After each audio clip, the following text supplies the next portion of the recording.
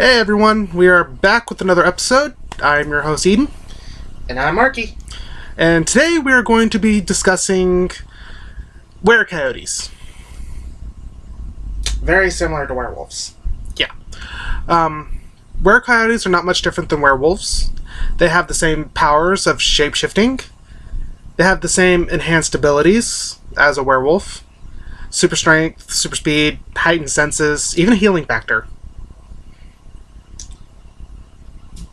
But, unlike werewolves, werecoyotes are tricksters. Like kitsune and werefoxes, the werecoyote is part of the trickster shapeshifters.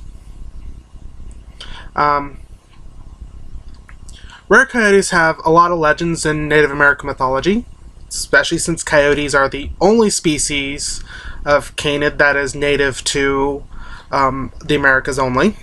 Only to North America. I think, no. Wait, yeah. North America. It is unknown if the gift of becoming a werecoyote can be passed on by a bite or can only be born into it. I have absolutely no clue. Don't look at me either. But they do tell legends of how the first werecoyote, or coyotes in this case, was made and who made them. The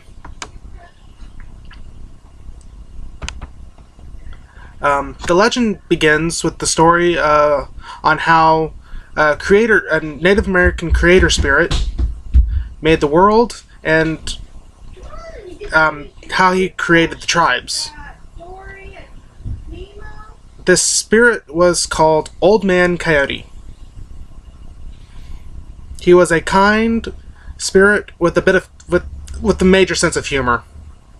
And everybody loves a good sense of humor. Mm-hmm. He loved to play jokes on his people, not much unlike a certain silver fox spirit. Yeah, this kind of ties into the werefoxes. But Old Man Coyote was always helpful when he was asked, for he was not a cruel spirit, just a playful one. So one day, a small group of warriors came to Old Man Coyote and asked him for a power that could help them defeat their enemies. For they had been at war with another tribe for so long, no side was getting headway at this point. Isn't that normally any war? Yeah, pretty much. So they asked Old Man Coyote for the power of the same animal that he had named after himself, the coyote. They asked him for the power to turn into the form of the coyote and have all of its abilities.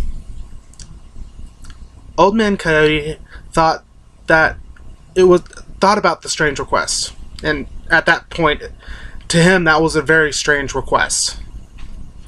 And yeah, wouldn't it be for you too if you had some random people that worship you like a god and say, "Turn us into you," sort of. Yeah. And he knew about the war that was going on between the two tribes. Back then, tribes were... Just look up your history on that one. But something that... Old Man Coyote knew something that the people that came to ask him didn't know. He knew that the other tribe was going to contact another spirit to help against his people, and thought that it would be a humorous trick, joke,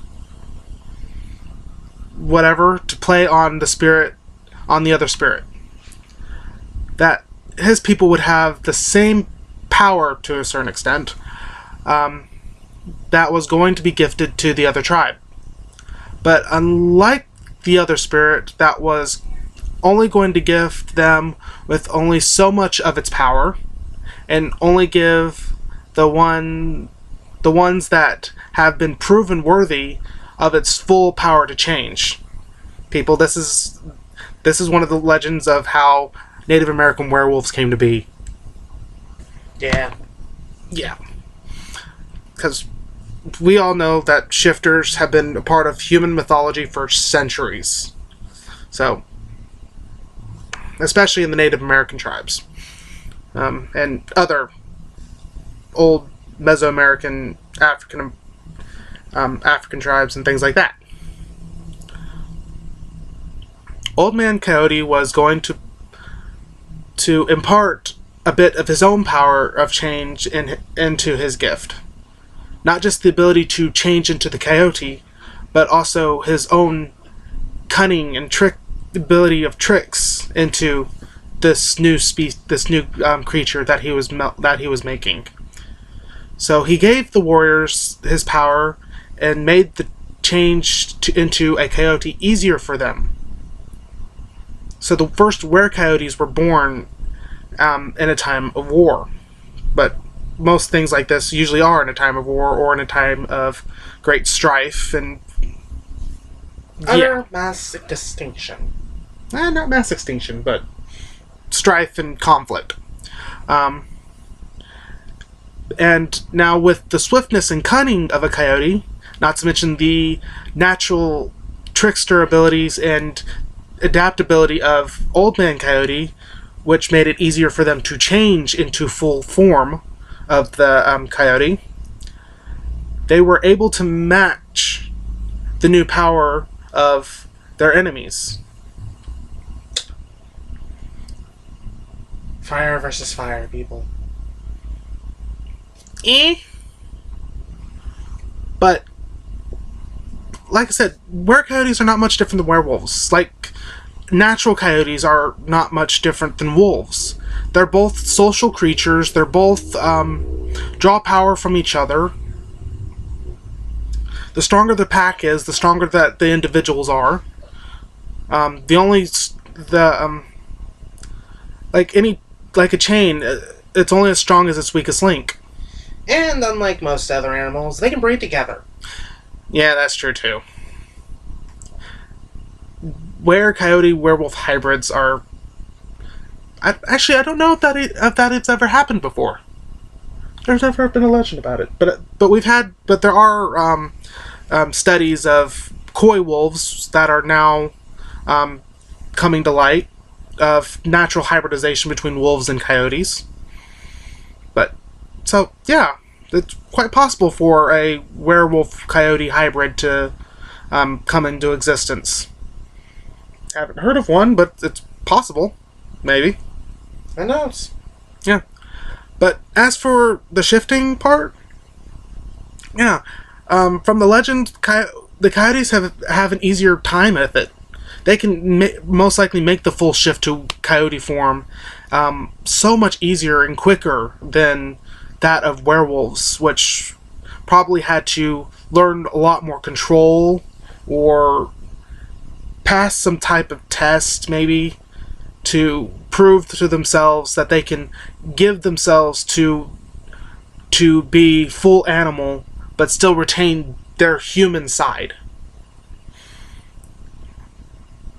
As for the near human shift, probably the same as a werewolf: a distended brow, a longer teeth, maybe some sideburns, sharper claws, the nails becoming claws, possibly glowing eyes, maybe, probably. This is all speculation here. Yeah. But probably more like natural animal eyes. If I had one of my cats, I will show you, but I don't.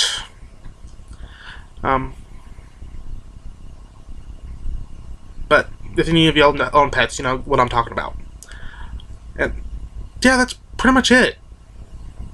If you want to learn more about Old Man Coyote, look him up. They're very interesting stories to look into. Yeah. So, I'm guessing this is going to be the end of it for today. You can't really do much more on things, considering they're not much different than their lupine cousins, or their vulpine cousins. And another name for coyotes, desert wolves. Yeah, that's true too. They were called prairie wolves, desert wolves, because that's where they normally ran, was prairies and deserts. Mm-hmm. Where wolves would run in forests and had larger prey to take down, coyotes would run more in prairies and deserts and have smaller prey, so they didn't need as big of bodies. But the coyote is also a lot more adaptive than wolves.